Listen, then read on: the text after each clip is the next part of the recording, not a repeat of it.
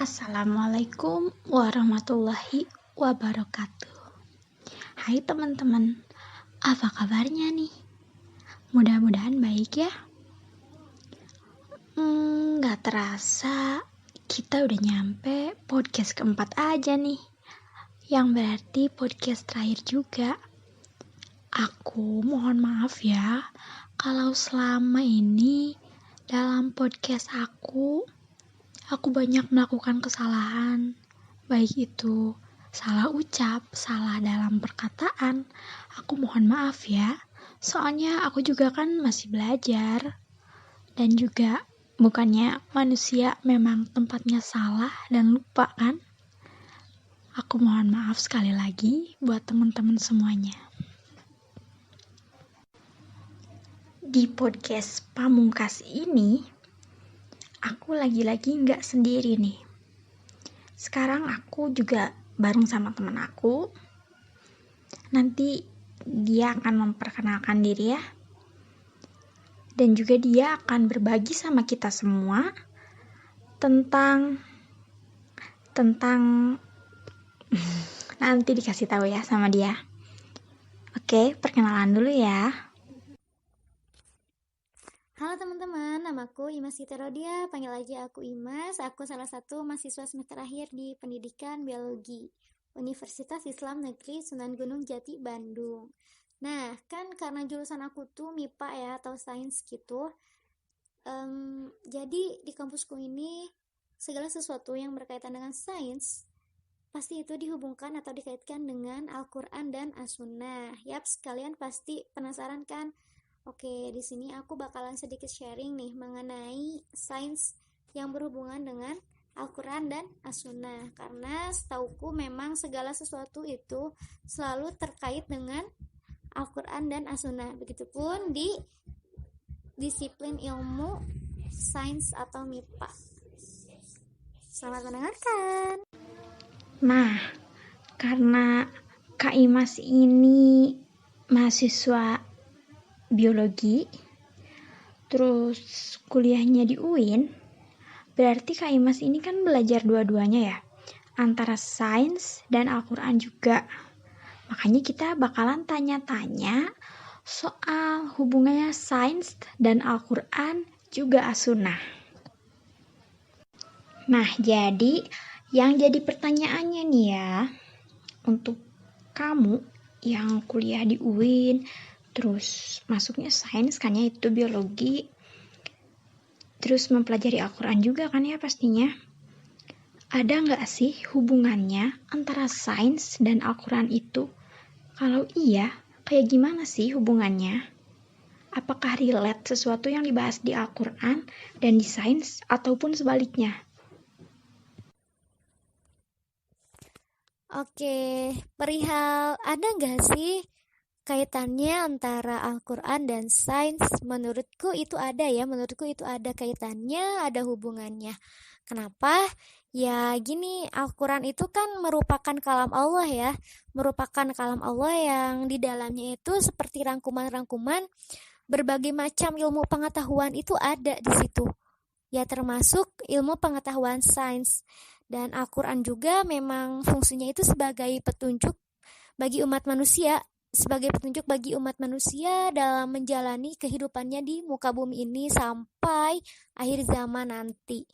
Sehingga kandungan Al-Quran ini dapat dijadikan sebagai dasar atau petunjuk gitu bagi para ilmuwan dalam melakukan penemuan barunya.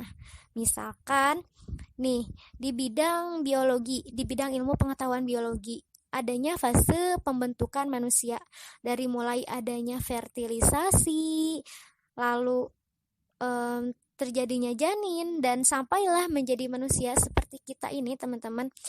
Sebetulnya hal ini sudah dijelaskan dan terpampang nyata di dalam Al-Quran sebelum para ilmuwan itu menemukannya. Nah, Al-Quran itu kan dapat kita jadikan sebagai acuan kita di dalam kehidupan ya. Kenapa sih kayak gitu? Kenapa sih Al-Quran mudah gitu sebagai petunjuk kita?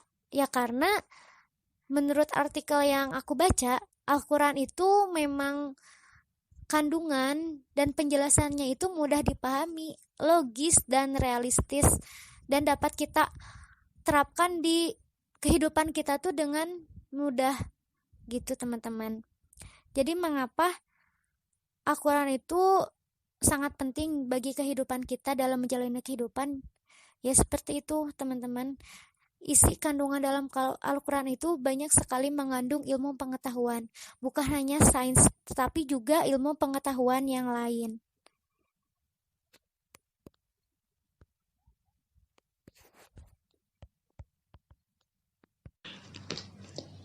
Oh, ternyata emang ada hubungannya ya sains sama Al-Quran itu. Ternyata emang Al-Quran itu luar biasa banget. Mengatur segala hal, bahkan ke hal-hal terkecil. Ya maksudnya gini loh. Sebelum adanya penemuan-penemuan itu, berarti udah dibahas kan di Al-Quran kalau kayak gitu. Berarti emang Allah itu udah ngasih tahu kita dari awal. Keren banget kan kalau gitu. Gimana nih teman-teman, jadi semakin semangat gak sih belajar Al-Qurannya setelah tahu hal-hal yang kayak gitu? Oh iya, selain tadi pembentukan manusia kan ya, di Al-Quran juga dijelasin tentang menjaga kebersihan kan, Al-Quran dan As-Sunnah maksudnya. Jadi gimana sih cara menjaga kebersihan dalam Al-Quran dan As-Sunnah itu? Terlebih lagi kita kan lagi dalam masa pandemi gini ya, masa pandemi yang harus ekstra dalam menjaga kebersihan. Gimana tuh Teh? Perihal yang ini, ada nggak sih penjelasan mengenai bagaimana cara menjaga kebersihan yang menurut Al-Quran? Itu sudah tentu ada ya jawabannya. Seperti yang udah aku bilang sih, Al-Quran itu sangat lengkap. Ilmu pengetahuan apapun sudah tentu ada di situ, termasuk mengenai bagaimana cara menjaga kebersihan. Ya, misalnya seperti pada Al-Quran Surat An-Nisa ayat 43. Nah, namun teman-teman, aku di sini mau sharing aja mengenai hidup bersih dan suci ini yang berdasar pada As-Sunnah. Nabi Shallallahu Alaihi Wasallam bersabda bahwa kesucian adalah separuh keimanan, yang dilansir oleh Imam Muslim dalam kitab Sahih Muslimnya nih teman-teman. Dari Rasulullah Shallallahu Alaihi Wasallam, beliau bersabda, bersuci adalah separuh keimanan. Bacaan Alhamdulillah memenuhi timbangan. Wirid Subhanallah walhamdulillah memenuhi segala sesuatu di antara langit dan bumi. Salat itu cahaya, sedekah adalah bukti, sabar adalah sinar penerang, dan Al-Quran adalah argumen pendukungmu atau bahkan pemberatmu. Setiap manusia berusaha lalu ia menjual diri, entah ia menyelamatkannya dengan menjual dirinya sendiri kepada Allah atau membinasakannya dengan menjual dirinya kepada setan. Dan ada juga nih hadis yang senada yang diriwayatkan oleh Imam At-Tirmizi dalam sunannya, kitab Ad-Dawud. Wudhu adalah separuh keimanan. Bacaan Alhamdulillah memenuhi timbangan. Oleh An-Nasai langsung dilansirlah hadis tersebut dalam sunannya, kitab Az-Zakat, dari Abu Malik Al-Asy'ari. Ia bercerita kepadanya bahwasannya Rasulullah Shallallahu Alaihi Wasallam bersabda, membaguskan wudhu adalah separuh keimanan, dan bacaan Alhamdulillah itu memenuhi timbangan. Nah teman-teman, pada hadis tersebut kan ada kata-kata suci ya. Nah, kata suci di sini tuh mencakup semua ya, seperti mencakup kesucian badan, kesucian pakaian, kesucian halaman rumah, minuman, makanan, dan semua perabotan atau alat yang digunakan oleh kita. Demikian juga kesucian di sini tuh mencakup kesucian hati, kesucian jiwa, dan kesucian semua perbuatan yang dikhususkan bagi kaum muslimin ya, baik laki-laki maupun perempuan, baik itu anak-anak maupun orang dewasa. Nah teman-teman, karena inilah adanya toharoh atau bersuci, tahu kan? Nah dari semua ini bermula perintah wajib melakukan wudhu dari Allah Subhanahu wa Ta'ala. Dan teman-teman, it's okay ya, I'm all for that banget sih sama perintah bersuci ini. Karena ya dengan ini seperti berwudu, berarti setiap jamnya kita akan selalu bersih, ya dong. Ya logikanya debu atau kotoran bahkan najis sekalipun akan hilang karena kita setiap harinya pasti melakukan wudhu. Dan khususnya ini muslim ya, bagi para muslim, karena kita wajib sholat 5 waktu dalam sehari, dan sebelum sholat itu kita pasti melakukan toharoh yang kita sebut berwudu, karena setelah wudhu ini mungkin insya Allah kita akan kembali suci ya, amin, karena sudah menghilangkan semua kotoran atau najis di dalam tubuh. Dan teman-teman, menurut artikel yang aku baca sih, secara biologis pun wudhu ini sangat bagus karena dianggap bisa menstimulasi irama tubuh di beberapa titik biologis manusia. Selain itu, wudhu juga sangat berguna ya untuk mencegah berbagai penyakit sekaligus melindungi tubuh dari radiasi, racun, dan juga untuk mengatur suhu tubuh. Apalagi di masa pandemik seperti ini kita harus sangat ekstra membersihkan tubuh kita ya. Jangan sampai hanya di masa pandemik ini saja kita membersihkan tubuh, karena sejatinya dengan kita menjaga kebersihan itu merupakan sesuatu hal yang suci ya. Dengan kita menjaga kebersihan itu merupakan sesuatu hal yang suci, dan itu juga merupakan bagian dari iman. Kalau orang muslim sudah paham mungkin ya dengan yang seperti itu. Namun sebetulnya kita nih yang khususnya muslim jangan takut sih dengan virus yang sedang ramai ini, karena kita kan setiap waktu berwudu ya, membersihkan tubuh kita. Nah, kita husnuzon aja dengan kita sering berwudu, maka si virus ini enggan ada di tubuh kita ya, enggan ada di dalam tubuh kita. Jadi kita yang muslim jangan takut ya, jangan risau karena kita sering wudu nih setiap jamnya. Jangan takut tubuh itu terkena virus gitu. Ya insya Allah dengan kita selalu berwudu, si virus itu enggan ya ada di dalam tubuh kita. Amin ya robbal alamin sih itu mah. Ya mungkin begitu sih sharing kita mengenai menjaga kebersihan, baik itu menurut Al-Quran maupun As-Sunnah.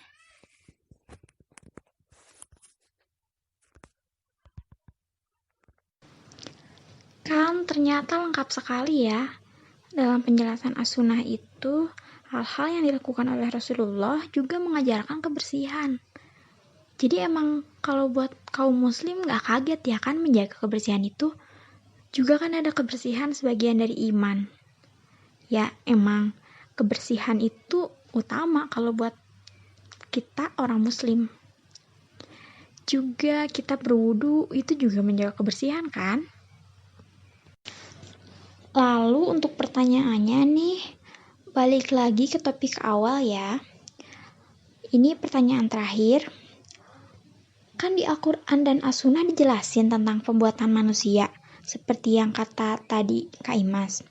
Nah, apa di sana juga dijelasin secara terperinci, maksudnya secara biologi gitu, tentang pengaruh genetik buat bayi atau buat anak? Gimana itu? Dalam Al-Quran dan As-Sunnah itu sudah pasti sih menjelaskan mengenai bagaimana proses penciptaan manusia dan pengaruh kode genetiknya. Seperti pada sabda Nabi Rasulullah Shallallahu Alaihi Wasallam bersabda, ini juga barangkali karena dipengaruhi oleh gen moyang kamu. Nah, dari hadis inilah ya teman-teman merupakan fondasi ilmu genetika yang belum diketahui sebelumnya. Sebab yang dimaksud kata irq atau gen leluhur dalam sabda ini adalah asal-usul nasab sebagaimana ras buah-buahan. Memang keberadaan janin ya yang memperoleh dan mewarisi sifat-sifat kedua orang tua yang berbagai sumbangsih gitu ya dalam sifat tersebut ada dengan presentasi yang berlainan merupakan fakta yang dapat disaksikan bersama ya secara empirik. Akan tetapi pengembangan faktor gen ini hingga ke leluhur-leluhurnya baru dapat dimengerti setelah ditemukannya mekanisme pewarisaan sifat nih pada akhir abad 19. Tepatnya ketika ada seorang ilmuwan yang berkebangsaan Swiss yang bernama Mendel berhasil nih meletakkan gambaran dasar hukum genetika melalui sejumlah penelitian dan uji cobanya yang diujikan ke kacang polong atau buncis kalau gak salah. Nah, beliau ini menyimpulkan bahwa proses penurunan sifat dari satu generasi ke generasi berikutnya itu dipengaruhi faktor-faktor yang sangat kecil ya, yang selanjutnya dikenal dengan nama pembawa sifat turunan atau yang kita tahu sekarang yaitu gen.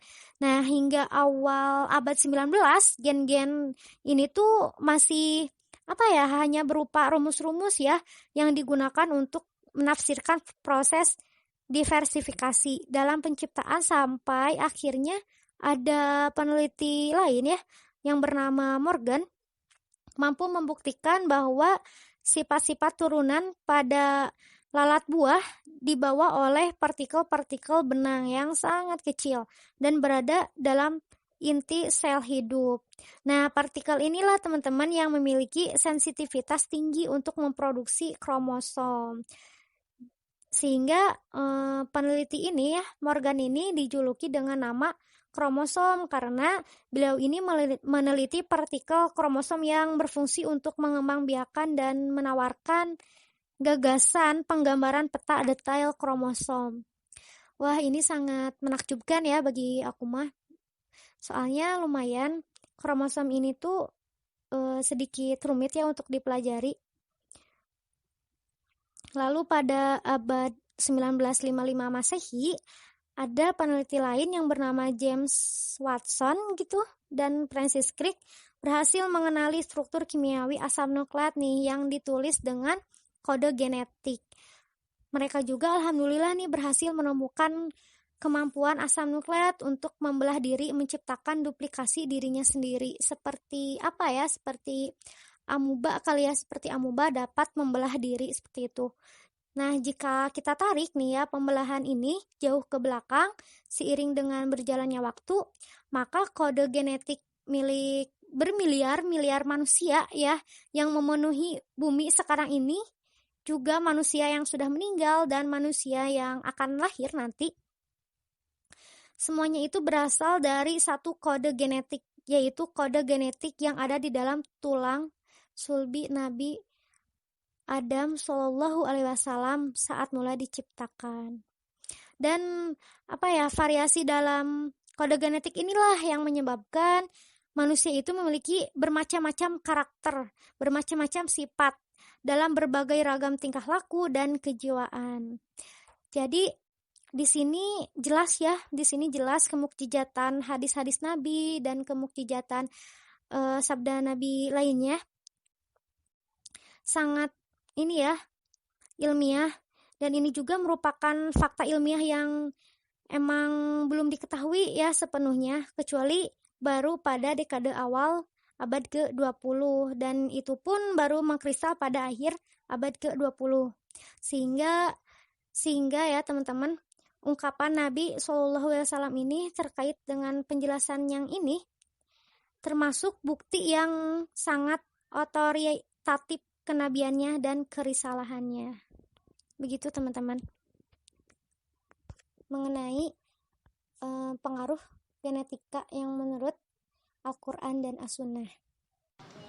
Wow, ternyata subhanallah banget ya isi Al-Quran dan As-Sunnah itu tuh kayak yang lengkap banget gitu. Kita mau nyari apa aja ada, dari macam-macam, tentang sains, tentang kebersihan pun ada, dan bahkan genetik pun, biologi ternyata ada. Subhanallah kan, makanya kita harus lebih bersemangat mempelajari Al-Quran ya teman-teman.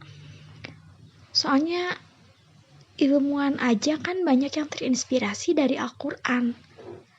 Apalagi kita gitu, selaku kaum muslim yang memang pedomannya Al-Quran kan. Oke, sekali lagi makasih buat Teh Imas yang udah mau jelasin buat kita semua tentang biologi dan Al-Quran yang memang luar biasa banget. Makasih juga buat teman-teman yang udah mau dengerin dan udah setia di sini selama 4 minggu mungkin ya. Makasih banyak. Maaf kalau aku banyak salah atau ada kesalahan kata. Akhir kata, wabillahi taufiq wal hidayah. Wassalamualaikum warahmatullahi wabarakatuh. Sampai ketemu lagi.